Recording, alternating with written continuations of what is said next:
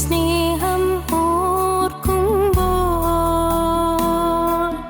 നന്ദിയാൽ പാടും ഞാൻ. ഒന്നുമില്ലായ്മയിൽ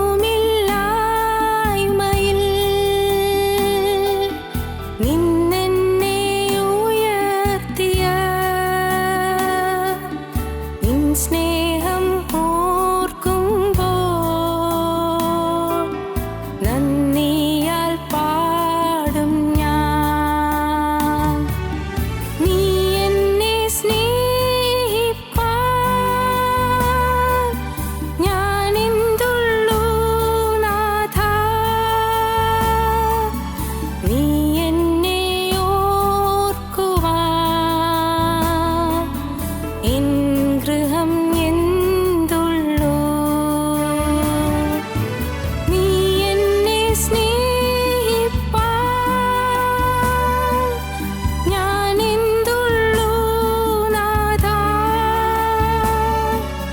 നീ എന്നെ ഓർക്കുവാൻ എൻ ഗൃഹം എന്തുള്ളൂ.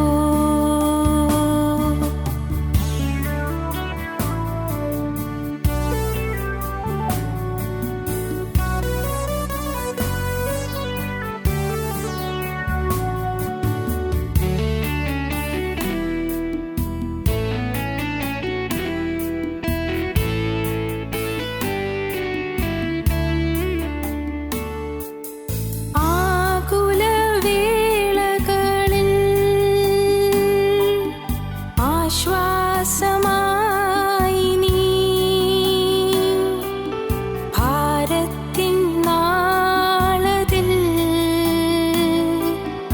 അത്താണിയായി നീ. ആകുലവേളകളിൽ ആശ്വാസമായി നീ ഭാരത്തിൻ നാളതിൽ അത്താണിയായി നീ. നീ എന്നെ സ്നേഹിപ്പാൻ ഞാനെന്തുള്ളൂ നാഥാ. നീ എന്നെ ഓർക്കുവാൻ എൻ ഗൃഹം എന്തുള്ളൂ. നീ എന്നെ സ്നേഹിപ്പാൻ ഞാനെന്തുള്ളൂ നാഥാ. നീ എന്നെ ഓർക്കുവാൻ എൻ ഗൃഹം എന്തുള്ളൂ.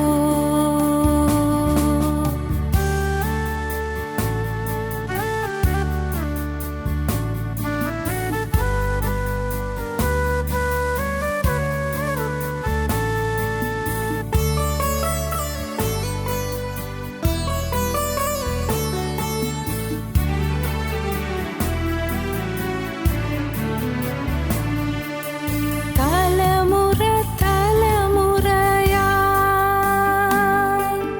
കരുതുന്ന ദൈവമേ,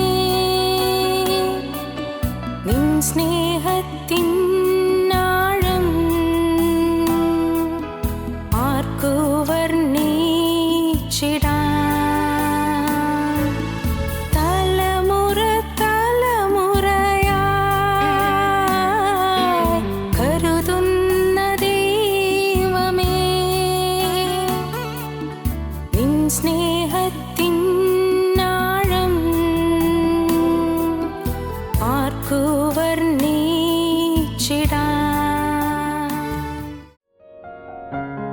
ഞങ്ങളോ ക്രൂശിക്കപ്പെട്ട ക്രിസ്തുവിനെ പ്രസംഗിക്കുന്നു. ദൈവ തിരുനാമത്തിന് മഹത്വം ഉണ്ടാകട്ടെ. ഗലാത്യലേഖനം 3-ാം അധ്യായം 9-ാം വാക്യം. അങ്ങനെ വിശ്വാസിയായ അബ്രഹാമിനോടുകൂടെ അനുഗ്രഹിക്കപ്പെടുന്നു. അങ്ങനെ വിശ്വാസിയായ അബ്രഹാമിനോടുകൂടെ അനുഗ്രഹിക്കപ്പെടുന്നു. അബ്രഹാമിന് അനുഗ്രഹം കിട്ടി. ദൈവം അബ്രഹാമിന് വാഗ്ദത്തം കൊടുത്തു. അബ്രഹാം ദൈവത്തോട് പറഞ്ഞ വാക്ക് ദൈവം അംഗീകരിച്ചു. അബ്രഹാമിനെ പോലെ ദൈവസന്നിധിയിൽ പറഞ്ഞതായ വാക്കുകൾ നാം പാലിക്കുമെങ്കിൽ, ദൈവത്തോട് പറഞ്ഞ വാക്കുകളിൽ നാം വിശ്വസ്തരായി നിൽക്കുമെങ്കിൽ, ദൈവസന്നിധിയിൽ ചെയ്തതായ ഉടമ്പടികൾ നാം പാലിക്കുമെങ്കിൽ, സ്വർഗത്തിലെ നിത്യനായ ദൈവം നമ്മോട് പറഞ്ഞ വാക്ക് ദൈവം പാലിക്കും. അവൻ നമുക്ക് വേണ്ടി അത്ഭുതങ്ങൾ നിവർത്തിക്കും. നമ്മുടെ ജീവിതത്തിൽ ജീവനുള്ള ദൈവം അതിശയങ്ങൾ പ്രവർത്തിച്ച് നമ്മെ കർത്താവ് ഐശ്വര്യമായി അനുഗ്രഹിക്കും. ഉൽപ്പത്തി പുസ്തകം 22-ാം അധ്യായത്തിൽ നാം കാണുന്നത് ഇങ്ങനെയാണ്. 13-ാം വാക്യം, അബ്രഹാം തലപൊക്കി നോക്കിയപ്പോൾ പിൻപുറത്ത് ഒരാട്ടുകൊറ്റൻ കൊമ്പ് കാട്ടിൽ പിടിവിട്ട് കിടക്കുന്നത് കണ്ടു. അബ്രഹാം ചെന്ന് ആട്ടുകൊറ്റനെ പിടിച്ചു, തൻ്റെ മകന് പകരം ഹോമയാഗം കഴിച്ചു. അബ്രഹാം തലപൊക്കി നോക്കിയപ്പോൾ, തലപൊക്കി നോക്കുക എന്ന ഒരു വാക്യത്തെ ആസ്പദമാക്കിയാണ് നാം അബ്രഹാമിൻ്റെ ജീവചരിത്രത്തിലെ വിവിധ പടവുകൾ ചിന്തിച്ചു വന്നത്. അബ്രഹാം തലപൊക്കി നോക്കി. അപ്പോൾ കിഴക്കോട്ടും പടിഞ്ഞാറോട്ടും വടക്കോട്ടും തെക്കോട്ടും നോക്കിയപ്പോൾ വിശാലമായ സ്ഥലങ്ങൾ അവകാശമായിട്ട് കിടപ്പുണ്ട്. പക്ഷേ അബ്രഹാമിൻ്റെ മുഖം മ്ലാനമായി. അബ്രഹാം തലപൊക്കി നോക്കിയപ്പോൾ വാഗ്ദത്തം കിട്ടി. അത് ഉൽപ്പത്തി പുസ്തകം 13-ാം അധ്യായത്തിൽ നാം കണ്ടു. ഉൽപ്പത്തി പുസ്തകം 18-ാം അധ്യായത്തിൽ അബ്രഹാം തലപൊക്കി നോക്കിയപ്പോൾ തൻ്റെ കൂടാരത്തിൻ്റെ വാതിക്കൽ 3 പുരുഷന്മാർ വന്ന് നിൽക്കുന്ന അബ്രഹാം കണ്ടു. 3 പുരുഷന്മാർ തൻ്റെ കൂടാരത്തിൻ്റെ വാതിക്കൽ വന്ന് നിൽക്കുന്നത് അബ്രഹാം കണ്ടു. തലപൊക്കി നോക്കി അബ്രഹാം ദൈവത്തിനായി സമർപ്പിച്ചു. 1 തലപൊക്കി നോക്കിയപ്പോൾ ദൈവത്തിൻ്റെ വാഗ്ദത്തം കിട്ടി. 2 തലപൊക്കി നോക്കിയപ്പോൾ സമർപ്പിക്കാൻ കഴിഞ്ഞു. 3 അബ്രഹാം തലപൊക്കി നോക്കിയപ്പോൾ ദൈവത്തിൻ്റെ കരുതൽ ലഭിച്ചു. ദൈവത്തിൻ്റെ കരുതൽ മനസ്സിലാക്കാൻ കഴിഞ്ഞു. തനിക്ക് വേണ്ടി, യാഗത്തിന് വേണ്ടി ഒരാട്ടിൻകുട്ടിയെ കരുതി വച്ചിരിക്കുന്നത് അബ്രഹാം കണ്ടു. നാം വായിക്കുന്നത് അങ്ങനെയാണ്. അബ്രഹാം തലപൊക്കി നോക്കിയപ്പോൾ പിൻപുറത്ത് ഒരാട്ടുകൊറ്റൻ കൊമ്പ് കാട്ടിൽ പിടിവിട്ട് കിടക്കുന്നത് കണ്ടു. അബ്രഹാം ചെന്ന് ആട്ടുകൊറ്റനെ പിടിച്ച് തൻ്റെ മകന് പകരം ഹോമയാഗം കഴിച്ചു. ദൈവത്തിൻ്റെ പ്രൊവിഷൻ. ഒന്നാമത്തേത് ദൈവത്തിൻ്റെ പ്രോമിസ്. അബ്രഹാമിന് ദൈവം വാഗ്ദത്തം കൊടുത്തു. രണ്ടാമത്തേത് ദൈവസന്നിധിയിൽ അബ്രഹാമിൻ്റെ ഡെഡിക്കേഷൻ, അബ്രഹാമിൻ്റെ സമർപ്പണം. മൂന്നാമത്തേത് തലപൊക്കി നോക്കിയപ്പോൾ അബ്രഹാമിന് ദൈവത്തിൻ്റെ പ്രൊവിഷൻ ലഭിച്ചു, ദൈവത്തിൻ്റെ കരുതൽ ലഭിച്ചു. ദൈവം അബ്രഹാമിന് വേണ്ടി കരുതുന്നത് അബ്രഹാമിന് അനുഭവമായി തീർന്നു. അബ്രഹാം മനസ്സിലാക്കി ദൈവം അബ്രഹാമിന് വേണ്ടി ഒരാട്ടുകൊറ്റനെ കരുതിയിരിക്കുന്നു എന്ന്. ആ സ്ഥലത്തിന് അബ്രഹാം യഹോവയിരേ എന്ന് പേരിട്ടു. ദൈവം കരുതുന്നു, ദൈവം കാണുന്നു, ദൈവം കരുതുന്നു. ഗോഡ് സീസ്, ഗോഡ് കെയേഴ്സ്. ദൈവം കരുതുന്നു, ദൈവം കാണുന്നു. സഹോദരങ്ങളെ, വളരെ മർമ്മപ്രധാനമായ ചില കാര്യങ്ങൾ ഇന്ന് നിങ്ങളോട് അറിയിക്കട്ടെ. നമുക്ക് വേണ്ടി കരുതുന്ന ഒരു ദൈവമുണ്ട്. നാം ദൈവതിരുമുഖത്തേക്ക് നോക്കുമ്പോൾ അവൻ നമുക്ക് വേണ്ടിയെല്ലാം കരുതുകയാണ്. നാം ഉയരത്തിലേക്ക് കണ്ണുകളെ ഉയർത്തുമ്പോൾ അവൻ നമുക്ക് വേണ്ടി കരുതുന്നു നാം കാണുകയാണ്. സങ്കീർത്തനക്കാരൻ പാടി, ഞാൻ എൻ്റെ കണ്ണുപർവ്വതങ്ങളിലേക്ക് ഉയർത്തുന്നു, എൻ്റെ സഹായം എവിടെ നിന്ന് വരും? എൻ്റെ സഹായം ആകാശവും ഭൂമി ഉണ്ടാക്കിയ യഹോവയെങ്കിൽ നിന്ന് വരുന്നു. എൻ്റെ സഹായം എവിടെ നിന്ന് വരും? ഞാൻ പർവ്വതങ്ങളിലേക്ക് എൻ്റെ കണ്ണ് ഉയർത്തുന്നു. എൻ്റെ സഹായം എവിടെ നിന്ന് വരും? എൻ്റെ സഹായം ആകാശം ഭൂമി ഉണ്ടാക്കിയ യഹോവയെങ്കിൽ നിന്ന് വരുന്നു. പ്രിയപ്പെട്ടവരെ, നിങ്ങൾ ദൈവസന്നിധിയിൽ പ്രാർത്ഥിച്ച് ദൈവത്തിൻ്റെ കരുതൽ പ്രാപിച്ചിട്ടുണ്ടോ? ദൈവം നിങ്ങൾക്ക് വേണ്ടി കരുതുന്നത് നിങ്ങൾ അനുഭവിച്ചിട്ടുണ്ടോ? നിങ്ങളുടെ ഉള്ളിൻ്റെ തേങ്ങലുകൾ ദൈവം മാറ്റി തരുന്നത് നിങ്ങൾ അനുഭവിച്ചിട്ടുണ്ടോ? നിങ്ങളുടെ ഹൃദയത്തിൻ്റെ ഭാരങ്ങൾ ദൈവം മാറ്റി തരുന്നത് നിങ്ങൾ അനുഭവിച്ചിട്ടുണ്ടോ? നിങ്ങളുടെ ആകുലങ്ങൾ, നിങ്ങളുടെ സങ്കടങ്ങൾ, നിങ്ങളുടെ ആവലാധികൾ ദൈവം മാറ്റി തരുന്നത് നിങ്ങൾ അനുഭവിച്ചിട്ടുണ്ടോ? അനേകം ഉരുകി വലയുന്നതായ പ്രശ്നങ്ങളുമായി ദൈവസന്നിധിയിലേക്ക് ചെല്ലുമ്പോൾ കർത്താവ് നിങ്ങൾക്ക് ആശ്വാസം തരുന്നത് നിങ്ങൾക്ക് അനുഭവമായിട്ടുണ്ടോ? കർത്താവ് ഒടുവിലായി പറഞ്ഞിട്ട് പോയി, സമാധാനം ഞാൻ നിങ്ങൾക്ക് തന്നേച്ചു പോകുന്നു, എൻ്റെ സമാധാനം ഞാൻ നിങ്ങൾക്ക് തരുന്നു, ലോകം തരുന്നത് പോലെയല്ല ഞാൻ നിങ്ങൾക്ക് തരുന്നത്. സ്നേഹിതരെ, എന്താണ് ഈ പറഞ്ഞതിൻ്റെ അർത്ഥം? ലോകം തരുന്നത് പോലെയല്ല ഞാൻ നിങ്ങൾക്ക് തരുന്നത്. ലോകം തരുന്ന സമാധാനം, രോഗസൗഖ്യം ലോകം തരുന്ന സമാധാനമാണ്. രോഗത്തിന് ചികിത്സിച്ചു, ചികിത്സ കൊണ്ട് സൗഖ്യമായി, അതൊരു സമാധാനമാണ്. കടം മാറി, അതൊരു സമാധാനമാണ്. മക്കളുണ്ടായി, അതൊരു സമാധാനമാണ്. മക്കൾ നല്ലതുപോലെ പഠിച്ചു നല്ല ഭാവി നേടുന്നു, അതൊരു സമാധാനമാണ്. നല്ല വീടുണ്ടായി അതൊരു സമാധാനമാണ്. നമുക്ക് നല്ല ആരോഗ്യം ലഭിച്ചു അതൊരു സമാധാനമാണ്. നമുക്കൊരു ജോലി കിട്ടി അതൊരു സമാധാനമാണ്. നമുക്ക് പഠിത്തത്തിൽ വളരാനും ഉയരാനും സാധിച്ചു അതും സമാധാനമാണ്. പക്ഷേ കർത്താവ് പറയുന്നു, ഞാൻ തരുന്ന സമാധാനം ലോകം തരുന്നത് പോലെ അല്ല നിങ്ങൾക്ക് തരുന്നത്. ലോകം തരുന്ന സമാധാനമല്ല ഞാൻ നിങ്ങൾക്ക് തരുന്നത്. ഇന്ന് സുവിശേഷ ലോകം വാസ്തവത്തിൽ തെറ്റായൊരു ദിശയിലൂടെ നീങ്ങുന്നുവെന്ന് ഞാൻ വളരെ വിനയപൂർവ്വം നിങ്ങൾ അറിയിക്കട്ടെ. സുവിശേഷകന്മാർ, സുവിശേഷ വേലക്കാർ, സുവിശേഷ വേലയുടെ പ്രസംഗ സംവിധാനങ്ങൾ തെറ്റായ വഴിയിലൂടെ നീങ്ങുന്നുവെന്ന് ചിലപ്പോഴെല്ലാം എനിക്ക് തോന്നിപ്പോകാറുണ്ട്. എല്ലാം സുഖമായിരിക്കും, രോഗം മാറിക്കൊള്ളും, കഷ്ടത മാറിക്കൊള്ളും, ദുരിതം മാറിക്കൊള്ളും, ദൈവമെല്ലാം കരുതിക്കൊള്ളും, എല്ലാം ശുഭമായും സമാധാനമായും തീർന്നുകൊള്ളും, ഒന്നും പേടിക്കാനില്ല. ക്രിസ്തുവിനായി ജീവിതം സമർപ്പിച്ചാൽ പിന്നെ ദുരിതമില്ല, പിന്നെ ആകുലമില്ല, പിന്നെ സങ്കടമില്ല, പിന്നെ കഷ്ടപ്പാടില്ല, പിന്നെ കടമില്ല, കടമെല്ലാം മാറിക്കൊള്ളും എന്നെല്ലാം പറയുന്നതായ സുവിശേഷ പ്രസംഗങ്ങൾ, അതിന് പ്രോസ്പെരിറ്റി ഗോസ്പൽ എന്ന് വേണമെങ്കിൽ പറയാം. അത് സത്യസുവിശേഷമല്ല. അത് സത്യസുവിശേഷമല്ല. നിർമ്മല സുവിശേഷം എന്താണ്? നിർമ്മല സുവിശേഷം? നിർമ്മല സുവിശേഷം ആത്മാവിൻ്റെ വീണ്ടെടുപ്പിന് വേണ്ടി കർത്താവായ യേശു ക്രിസ്തു ക്രൂശിൽ മരിച്ചു എന്നുള്ളതാണ്. മനുഷ്യന്, നരകാവകാശിയായ മനുഷ്യന് സ്വർഗം തരാൻ വേണ്ടി നിത്യനായ ദൈവം സ്വർഗത്തിൽ നിന്ന് ഭൂമിയിലേക്ക് ഇറങ്ങി വന്ന് മനുഷ്യൻ്റെ പാപം ചുമന്ന് ക്രൂശിൽ മരിച്ചു. അതാണ് നിർമ്മല സുവിശേഷം. അനേകർ തെറ്റിദ്ധരിച്ചിരിക്കുകയാണ്. ഭൗതികമായ നന്മകളിലാക്കിക്കൊണ്ട് ക്രൈസ്തവ പ്രവർത്തനങ്ങളിലേക്ക് മുഴുകുന്ന ആളുകളുണ്ട്. ഭൗതികമായ നേട്ടങ്ങൾ ലക്ഷ്യമാക്കിക്കൊണ്ട് ക്രിസ്തീയ വേലയിൽ മുഴുകുന്ന ആളുകളുണ്ട്. പ്രിയപ്പെട്ടവരെ, ദൈവം കരുതുന്നു എന്ന് പറയുന്നത് എന്താണ്? ദൈവം കരുതുന്നത്, ദൈവം അബ്രഹാമിന് ഇസ്ഹാക്കിന് പകരം ഒരാട്ടിൻകുട്ടിയെ കരുതി. ദൈവം നമുക്ക് വേണ്ടി കർത്താവായ യേശുവിനെ കരുതിയിരിക്കുന്നു. യേശുവിനെ നമുക്ക് വേണ്ടി കരുതി. എന്താണ് മാലാഖ പറഞ്ഞത്? സർവ്വജനത്തിനുണ്ടാകുവാനുള്ള മഹാസന്തോഷം. ഇന്ന് ഞാൻ നിങ്ങളോട് സുവിശേഷിക്കുന്നു, കർത്താവായ ക്രിസ്തു എന്ന രക്ഷിതാവ് ഇന്ന് നിങ്ങൾക്കായി ദാവീദിന്റെ പട്ടണത്തിൽ ജനിച്ചിരിക്കുന്നു. രക്ഷിതാവ് ജനിച്ചു. അതാണ് സുവിശേഷം. രക്ഷിതാവ്, ആ രക്ഷിതാവിനെ ലഭിക്കുന്നതാണ് നിർമ്മല സുവിശേഷം. ആ രക്ഷിതാവിനെ പ്രാപിക്കുന്നതാണ് നിർമ്മല സുവിശേഷം. ആ രക്ഷിതാവിനെ പ്രാപിക്കാൻ ആഹ്വാനം ചെയ്യുന്നതാണ് നിർമ്മല സുവിശേഷം. രക്ഷിതാവ് ജീവിതത്തിലേക്ക് വരുന്നതാണ് നിർമ്മല സുവിശേഷത്തിൻ്റെ കാതൽ. പ്രിയപ്പെട്ടവരെ, സുവിശേഷത്തിൽ വിശ്വസിക്കുന്ന നിങ്ങൾ ഈ വാക്കുകളെ കേൾക്കുമ്പോൾ നിങ്ങൾ ചിന്തിച്ചു നോക്കണം, എൻ്റെ ജീവിതത്തിൽ എൻ്റെ കർത്താവേ യേശു എൻ്റെ ഹൃദയത്തിൽ വസിക്കുന്നുണ്ടോ? എനിക്ക് രോഗസൗഖ്യം കിട്ടിയാലും മതിയാവുകയില്ല, അത് മരണത്തോളം എനിക്ക് പ്രയോജനമായിരിക്കും. എനിക്ക് കടം മാറിയാലും മതിയാവുകയില്ല, അത് മരണം വരെയും എനിക്ക് സഹായമായിരിക്കും. എനിക്ക് മക്കളുണ്ടായാലും, എനിക്ക് വിവാഹം കഴിഞ്ഞാലും, നല്ല ഭവനം പണിതാലും, നല്ല ജോലിയുണ്ടെങ്കിലും, നല്ല വരുമാന മാർഗമുണ്ടെങ്കിലും എല്ലാം ഒരു പരിധി വരെ മാത്രമേ, മരണം വരെ മാത്രമേ ഉണ്ടാകൂ. എന്നാൽ മരണത്തിനപ്പുറത്തേക്കുള്ള നിത്യത സ്വർഗരാജ്യത്തിൽ കഴിയുവാൻ സാധിക്കുന്നതാണ് മഹാസന്തോഷം എന്ന് പറയുന്നത്. മഹാസന്തോഷം. എൻ്റെ സ്നേഹിതരെ, ഈ സുവിശേഷത്തിൻ്റെ കാതൽ നിങ്ങൾക്ക് പിടികിട്ടുന്നുണ്ടോ? ഈ സുവിശേഷത്തിൻ്റെ കാതൽ എന്താണത്? ആ മഹാസന്തോഷം നമുക്ക് ലഭിക്കണമെങ്കിൽ ക്രിസ്തു ക്രൂശ് വഹിച്ചതുപോലെ ക്രൂശും ചുമന്ന് മുന്നോട്ട് പോകണം. അത് ക്രിസ്തുവിൻ്റെ കുരിശല്ല നാം ചുമക്കേണ്ടത്, അവനവൻ്റെ കുരിശ് നാം ചുമക്കണം. അവനവൻ്റെ ജീവിതത്തിലെ കുരിശ് ചുമക്കുക. അത് കേൾക്കാൻ ഇമ്പമുള്ള വാക്കല്ല, അത് രസകരമായ വാക്കല്ല, അത് ഹൃദയത്തിന് ഇമ്പം തരുന്ന വാക്കുകളല്ല. അവനവൻ്റെ കുരിശ് ചുമക്കാൻ തയ്യാറാകണം, നിന്ന് ഏൽക്കാൻ തയ്യാറാകണം. കുരിശിൻ്റെ വഴിയാണ് ക്രിസ്തീയ വഴി.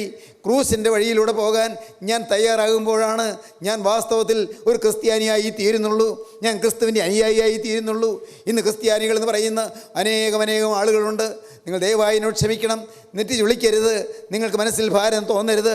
എളിമയോടെ ഞാൻ അറിയിക്കട്ടെ, ക്രിസ്ത്യാനികൾ എന്ന് പറയുന്ന അനേകം ആളുകളുണ്ട്, പല സഭകളുണ്ട്, പല സമുദായങ്ങളുണ്ട്. എന്നാൽ ഇന്നത്തെ അനേകം ക്രിസ്ത്യാനികളും ക്രിസ്ത്യാനികളല്ല എന്ന് വളരെ എളിമയോടെ ഞാൻ നിങ്ങളെ അറിയിക്കട്ടെ. കാരണം ക്രിസ്തുവില്ലാത്ത ക്രിസ്ത്യാനികളാണ്. ക്രിസ്തു ഇല്ല, ക്രിസ്തു ജീവിതത്തിലില്ല, ക്രിസ്തു ഹൃദയത്തിലില്ല, ക്രിസ്തു ജീവിതത്തിൻ്റെ ഭിന്ന വശങ്ങളിലില്ല. ക്രിസ്തു ഇല്ലാത്ത ക്രിസ്തീയ ജീവിതം, ക്രിസ്തുവില്ലാത്ത കൺവെൻഷനുകൾ, ക്രിസ്തുവില്ലാത്ത ആരാധനകൾ, ക്രിസ്തുവില്ലാത്ത പ്രസംഗവേദികൾ, ക്രിസ്തുവില്ലാത്ത സുവിശേഷ പ്രസംഗങ്ങൾ, ക്രിസ്തുവില്ലാത്ത ധ്യാനയോഗങ്ങൾ.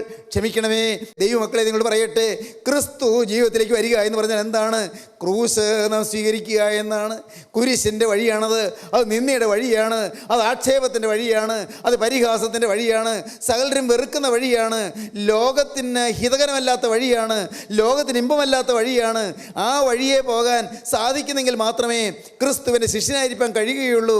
കർത്താവ് പറഞ്ഞു, തന്നെ ത്യജിച്ച് കുരിശെടുത്തുകൊണ്ട് എൻ്റെ പിന്നാലെ വരാത്തവന് എൻ്റെ ശിഷ്യനായിരിക്കാൻ കഴിയുകയില്ല.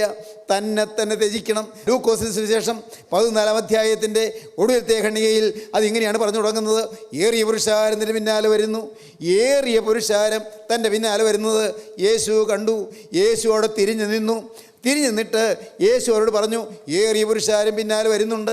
കർത്താവിൻ്റെ പിറകെ അനേകർ ആഗ്രഹത്തോടെ ആവേശത്തോടെ വരികയാണ്. അത്ഭുതങ്ങൾ നടക്കുന്നു. കണ്ണുകുരുടന് കാഴ്ച കിട്ടുന്നു.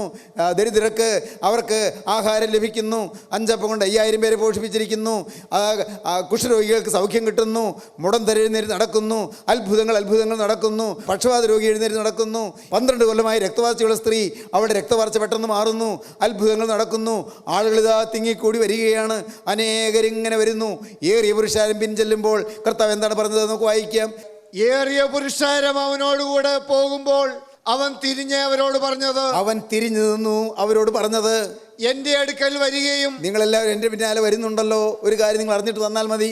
എൻ്റെ അടുക്കൽ വരികയും അപ്പനെയും അമ്മയെയും ഭാര്യയെയും മക്കളെയും സഹോദരന്മാരെയും സഹോദരികളെയും സ്വന്തം ജീവനെയും കൂടെ പകയ്ക്കാതിരിക്കുകയും ചെയ്യുന്നവന് എൻ്റെ ശിഷ്യനായിരിക്കാൻ കഴിയുകയില്ല. പ്രിയപ്പെട്ടവരെ, പകയ്ക്കുക. അപ്പനെ പകയ്ക്കണമെന്നാണോ പറഞ്ഞത്? അമ്മയെ വെറുക്കണമെന്നാണോ പറഞ്ഞത്? ഭാര്യയെയോ അല്ലെങ്കിൽ ഭർത്താവിനെയോ വെറുക്കണമെന്നാണോ പറഞ്ഞത്? മക്കളെ പകയ്ക്കണമെന്നാണോ പറഞ്ഞത്? സ്വന്തം ജീവനെയും പകയ്ക്കുക എന്ന് പറഞ്ഞാൽ എന്താണ് അർത്ഥം? 1-ാം സ്ഥാനം, സുപ്രീം പ്രയോറിറ്റി ക്രിസ്തുവിന് കൊടുക്കുക എന്നാണ്. എന്താണ് നിങ്ങൾക്ക് മനസ്സിലായത്? 1-ാം സ്ഥാനം, 1-ാമത്തെ പരിഗണന ക്രിസ്തുവിന് കൊടുക്കണം. അതിന് സാധിക്കുന്നില്ലെങ്കിൽ നിങ്ങൾക്ക് എൻ്റെ ശിഷ്യനായിപ്പം കഴിയുകയില്ല. 1-ാം സ്ഥാനം എൻ്റെ അപ്പനേക്കാൾ, എൻ്റെ അമ്മയേക്കാൾ, എൻ്റെ ഭാര്യയേക്കാൾ, എൻ്റെ ഭർത്താവിനേക്കാൾ, എൻ്റെ മക്കളേക്കാൾ, എൻ്റെ സ്വത്തിനേക്കാൾ, എൻ്റെ ജോലിയേക്കാൾ, എൻ്റെ വരുമാനത്തേക്കാൾ, എൻ്റെ ഭവനത്തേക്കാൾ, എൻ്റെ ഭാവിയേക്കാൾ എല്ലാം 1-ാം സ്ഥാനം യേശുവിന് കൊടുക്കാൻ ഞാൻ തയ്യാറായില്ലെങ്കിൽ എനിക്ക് യേശുവിന് ശിഷ്യനായിപ്പം കഴിയുകയില്ല.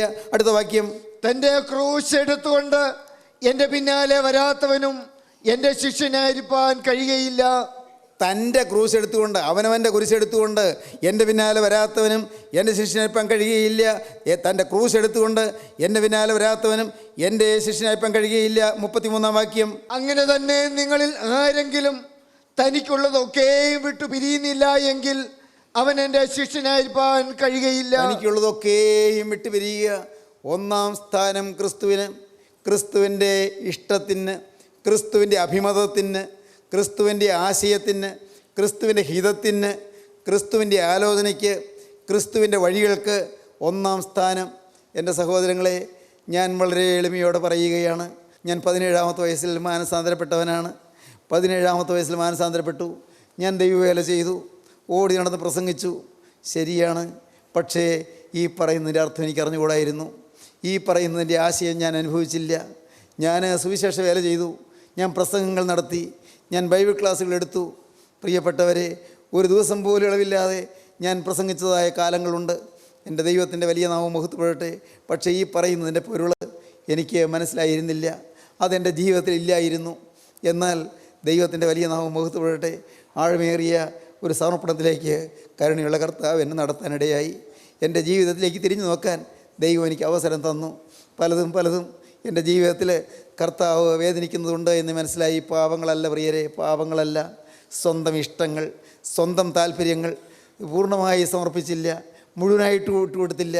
1-ാം സ്ഥാനം ക്രിസ്തുവിന് കൊടുത്തില്ല. എൻ്റെ ദൈവത്തിന് സ്തോത്രം. പ്രിയപ്പെട്ടവരെ, ഞാൻ മറ്റ് പലതിനും 1-ാം സ്ഥാനം കൊടുത്തിരുന്നു, മറ്റ് പലതിനും, ലൗകികമായ പലതിനും. അതിൻ്റെ കൂടെ ഒരു യേശുവും. അത്രയേ എൻ്റെ ഭക്തി ജീവിതം ഉണ്ടായിരുന്നുള്ളൂ, അത്രയേ എൻ്റെ സമർപ്പണ ജീവിതം ഉണ്ടായിരുന്നുള്ളൂ. നിങ്ങൾക്ക് പലർക്കും ഇത് മനസ്സിലാകുമെന്നാണ് എനിക്ക് തോന്നുന്നത്. എൻ്റെ ദൈവത്തിന് സ്തോത്രം. എന്നാൽ എൻ്റെ ജീവിതത്തിൽ വളരെ ആഴത്തിലുള്ള ഒരു ക്രിസ്തീയ ജീവിതത്തിൻ്റെ സമർപ്പണത്തിലേക്ക് പയ്യെ പരിശുദ്ധാത്മാവിനെ നടത്തി. പിറകെ ഒരു ബദ്ധപ്പാടും കൂടാതെ കർത്താവ് നിന്നു. പരിശുദ്ധാത്മാവ് ഒരു ഹൃദയതയും കൂടാതെ, ഒരു ബദ്ധപ്പാടും കൂടാതെ പിന്നാലെ ഇങ്ങനെ നിന്നു. എൻ്റെ ദൈവത്തിന് സ്തോത്രം. ഞാൻ അത്ഭുതത്തോടെ ഓർക്കുന്നു. ഒട്ടും കർത്താവ് ധൃതി കാണിച്ചില്ല, ഒട്ടും കർത്താവ് ബദ്ധപ്പാട് കാണിച്ചില്ല, ഒട്ടും വേഗത കാണിച്ചില്ല. വളരെ ശാന്തമായി കർത്താവ് പിന്നാലെ നിന്നു. ഇന്ന് ഞാൻ തിരിഞ്ഞു നോക്കുമ്പോൾ ഞാൻ അത്ഭുതപ്പെടുന്നു. എന്തൊരു അതിശയമാണ് ദൈവം പ്രവർത്തിച്ച വിധങ്ങൾ, ദൈവം നടത്തിയ വിധങ്ങൾ. എനിക്ക് അടിക്കടി പലതരത്തിലുള്ളതായ പ്രതിസന്ധികൾ വരാൻ തുടങ്ങി. പലരും വെറുക്കാൻ തുടങ്ങി, പലരും ചെറുക്കാൻ തുടങ്ങി, പലരും പകയ്ക്കാൻ തുടങ്ങി. പല വിധത്തിൽ എതിർപ്പുകൾ വന്നു എന്ന് മാത്രമല്ല, ആക്ഷേപങ്ങൾ വന്നു, പരിഹാസങ്ങൾ വന്നു. ഞാൻ ഒരിക്കലും ചിന്തിക്കുകയും ചെയ്യാത്ത കാര്യങ്ങൾ എൻ്റെ മേൽ ആരോപണം വന്നു. ദൈവത്തിന് സ്തോത്രം.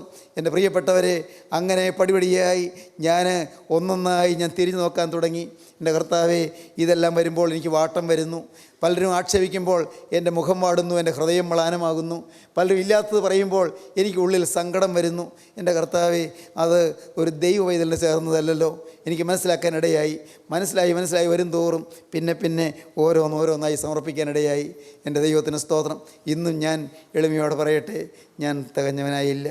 ലഭിച്ചു കഴിഞ്ഞുവെന്നോ തികഞ്ഞവനായി എന്നോ അല്ല. ക്രിസ്തു യേശുവിനാൽ ഞാൻ പിടിക്കപ്പെട്ടിരിക്കുന്നത് കൊണ്ട് എനിക്കും അത് പിടിക്കാമോ എന്ന് വെച്ച് ഞാൻ പിന്തുടരുന്നതേ ഉള്ളൂ. ഒന്ന് ഞാൻ ചെയ്യുന്നു, പിമ്പിലുള്ളത് മറന്നും മുമ്പിലുള്ളതിന് ആഞ്ഞും കൊണ്ട് ക്രിസ്തു യേശുവിൽ ദൈവത്തിൻ്റെ പരമവിളിയുടെ വിരുദിനായി ലാക്കിലേക്ക് ഓടുന്നു. സഹോദരങ്ങളെ, ദൈവത്തിൻ്റെ ഒരു പരമവിളി എൻ്റെ മേൽ വന്നിരിക്കുന്നു. മോനെ, നിന്റെ സമർപ്പണം പൂർണ്ണമായില്ല. ആഴത്തിൽ നീ സമർപ്പിക്കൂ. ഈ ലോകമെല്ലാം മാറിപ്പോകും, ഇവിടെയുള്ളതെല്ലാം തീർന്നു പോകും, ആരോഗ്യം വറ്റിപ്പോകും, പണം തീർന്നു പോകും, സ്നേഹിതർ മാറിപ്പോകും, കൂട്ടാളികൾ വിട്ടുപോകും. എന്നാൽ മകനെ, വിട്ടുപോകാത്ത ഒന്നുണ്ട്, അത് ഞാൻ മാത്രമാണ്. മകനെ, നിൻ്റെ ജീവിതത്തിൽ ഞാൻ നിന്നോട് കൂടെ ഇരിക്കാം. അന്ത്യത്തോളം ഞാൻ നിന്നോട് കൂടെ ഇരിക്കാം. എനിക്ക് നിന്നെ ആവശ്യമാണ്. നീ എനക്ക് എന്നെ ആവശ്യമായി വരട്ടെ. നീ എൻ്റെ പിന്നാലെ വരുവീൻ. എല്ലാം മറന്നും എല്ലാം വിട്ടും ആക്ഷേപം സഹിച്ചും പ്രതിസന്ധികൾ നേരിട്ടും എല്ലാവരുടെയും തെറ്റിദ്ധാരണകളും ഒറ്റപ്പെടുത്തലുകളും കുറ്റപ്പെടുത്തലുകളും എല്ലാം ഏറ്റും നീ മകനെ, നീ എൻ്റെ പിന്നാലെ വരൂ. ഞാൻ പോയ പാത കുരിശിൻ്റെ പാതയാണ്. ഞാൻ കുരിശും പേറിപ്പോയ പാതയിലൂടെ എൻ്റെ പിന്നാലെ നീ വരൂ എന്ന് പറഞ്ഞുകൊണ്ട് ക്രിസ്തു എന്നെ വിളിച്ച് അവൻ്റെ കൂടെ നിർബന്ധിച്ച് നടത്തിക്കൊണ്ടുപോയി. പ്രിയപ്പെട്ടവരെ, ഞാൻ ഇന്ന് അതിശയിക്കുന്നു. സ്വർഗത്തിലെ ദൈവം എന്നിൽ അത്ഭുതം പ്രവർത്തിച്ചു. അവൻ എനിക്ക് ആശ്വാസം തന്നു, അവൻ എനിക്ക് ധൈര്യം തന്നു, അവൻ എനിക്ക് പ്രത്യാശ തന്നു, അവൻ എനിക്ക് പ്രാഗൽഭ്യം തന്നു. ഞാൻ തികഞ്ഞവനായി അല്ല. പ്രിയപ്പെട്ടവരെ, ഇത് പറയുന്നത് നിങ്ങൾ ഓരോരുത്തരെയും കരുണയുള്ള കർത്താവ് ആശയോടെ നോക്കി നിൽക്കുകയാണ്. നിങ്ങളിൽ വലിയ പ്രവൃത്തി ചെയ്യുവാൻ നീ ആശയോടെ നോക്കി നിൽക്കുകയാണ്. ഒരിക്കൽ മാനസാന്തരപ്പെട്ടു എന്ന് പറയുന്ന നിങ്ങൾ, ഒരിക്കൽ സമർപ്പിച്ചു എന്ന് പറയുന്ന നിങ്ങൾ, ഒരിക്കൽ ജീവിതം കർത്താവിന് കൊടുത്തു എന്ന് പറയുന്ന നിങ്ങൾ, ചില പ്രകടമായ പാവങ്ങളോട് യാത്ര പറഞ്ഞ നിങ്ങൾ സംതൃപ്തരായി കഴിയരുത്. നിങ്ങളുടെ സമർപ്പണം ഇനിയും ശരിയാകാനുണ്ട്. സമർപ്പണം ഇനിയും പൂർണ്ണമായും ആഴത്തിലേക്ക് നീയെ മുന്നോട്ട് പോകേണ്ടതുണ്ട്. നിന്റെ കുറ്റികളെ ഉറപ്പിക്കുക, നിന്റെ കയറുകളെ നീട്ടുക. യെശയ്യാ പ്രവാചകൻ പറയും, നിന്റെ കുറ്റികളെ നീ ഉറപ്പിക്കുക. ഹല്ലേലൂയ, ദൈവത്തിന് സ്തോത്രം. നിന്റെ വിശ്വാസത്തിൻ്റെ കുറ്റി ഉറപ്പിക്കണം മകനെ. ഇനിയും താഴ്ത്തണം, കുറ്റി ഇനിയും താഴ്ത്തണം, സമർപ്പണം ഇനിയും ആഴത്തിലാകണം. നിന്റെ കുറ്റികളെ ഉറപ്പിക്കുക. ദൈവത്തിന് സ്തോത്രം. യെശയ്യാ 54 ആ ഭാഗം നമുക്ക് വായിക്കാം. നിന്റെ കൂടാരത്തിന്റെ സ്ഥലത്തെ വിശാലമാക്കുക. നിന്റെ കൂടാരത്തിന്റെ സ്ഥലത്തെ നീ വിശാലമാക്കുക. നിന്റെ നിവാസങ്ങളുടെ തിരശീലകളെ അവർ നിവർക്കട്ടെ. നിന്റെ നിവാസങ്ങളുടെ തിരശ്ശീലകളെ നിവർക്കട്ടെ. തടുത്ത് കളയരുത്. നിന്റെ കയറുകളെ നീട്ടുക. നിന്റെ കുറ്റികളെ ഉറപ്പിക്കുക. Lengthen thy cords and strengthen thy stakes. Lengthen thy cords, നിന്റെ കയറുകളെ നീട്ടുക. ആൻഡ് strengthen thy stakes, നിന്റെ കുറ്റികളെ നീ സ്ട്രെങ്തൻ ചെയ്യുക, ഉറപ്പിക്കുക. ദൈവത്തിന് സ്തോത്രം. ആഴത്തിൽ ഉറപ്പിക്കാൻ എൻ്റെ സഹോദരങ്ങളെ, നിങ്ങൾക്ക് മനസ്സിലാകുന്നുണ്ടോ? ഇത് നിങ്ങൾക്ക് താല്പര്യമുണ്ടോ? ഇത് ആഴത്തിലുള്ളതായ ഒരു സമർപ്പണത്തിലേക്ക് എൻ്റെ കരുണയുള്ള കർത്താവ് നിങ്ങൾ ക്ഷണിക്കുകയാണ്. നിങ്ങൾക്ക് നിവാസങ്ങളെ വിശാലമാക്കാം, നിങ്ങളുടെ പ്രവർത്തന മേഖലകളെ വിശാലമാക്കാം, നിങ്ങളുടെ പ്രവർത്തന മണ്ഡലങ്ങളെ വിശാലമാക്കാം. ഇന്ന് ഇടുങ്ങിയ ജീവിതത്തിലാണ്, ഇന്ന് സ്വന്തം കുടുംബത്തിൽ മാത്രം ഒതുങ്ങി നിൽക്കുന്ന ജീവിതത്തിലാണ്, സ്വന്തം കാര്യങ്ങളിൽ മാത്രം ഒതുങ്ങി നിൽക്കുന്ന ചില പ്രാദേശികവും ചില സാമ്പ്രദായികവുമായ ചില സ്വാർത്ഥ കാര്യങ്ങളിലാണ് ഇന്ന് നിങ്ങളുടെ ജീവിതം ഒതുങ്ങി നിൽക്കുന്നത്. അവിടെ നിന്ന് വിശാലതയിലേക്ക് കയറുകളെ നീട്ടണം. തിരുനിവാസത്തിൻ്റെ ചിറകുകളെ നിങ്ങൾ നിവർത്തണം. എല്ലാ കൂടാരങ്ങളെയും നിവർത്തണം. കൂടാരത്തിൻ്റെ തിരശ്ശീലകളെ നിവർക്കുക.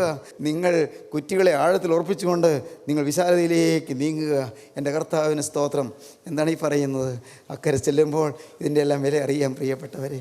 അക്കരെ ദേശത്ത് ഒരു ദിവസം ചെല്ലും. എൻ്റെ ദൈവത്തിന് സ്തോത്രം. ഒരു നാൾ നാം അക്കരയിലേക്ക് പറക്കും.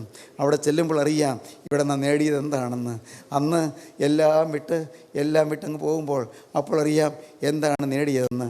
എൻ്റെ ദൈവത്തിന് സ്തോത്രം. നാം ആശ്വാസദേശത്തേക്ക് നാം പോകേണ്ടവരാണ്. നാം എല്ലാ കരയിലേക്ക് പോകേണ്ടവരാണ്. എല്ലാം മാറും, എല്ലാം തീരും, എല്ലാം വിട്ടുപോകും. ആരും കൂടെ പോരാണ്ടാവില്ല. പ്രിയപ്പെട്ട ഭാര്യയ്ക്ക് സങ്കടത്തോടെ കരയാം, പ്രിയപ്പെട്ട ഭർത്താവിന് വേദനയോടെ വിതുമ്പാം, പ്രിയപ്പെട്ടവരെ മക്കൾക്കെല്ലാം വിതുമ്പി കരഞ്ഞുകൊണ്ട് കണ്ണീരോടെ നിന്ന് അതിദുഃഖത്തോടെ അരികത്ത് ചേർന്ന് നിൽക്കാം. അതിനപ്പുറത്തേക്ക് ഒന്നും ചെയ്യാൻ ആർക്ക് സാധ്യമല്ല. ഡോക്ടേഴ്സിന് മരുന്നുകൾ പ്രയോഗിക്കാം, പക്ഷേ അതിനപ്പുറം സാധ്യമല്ല.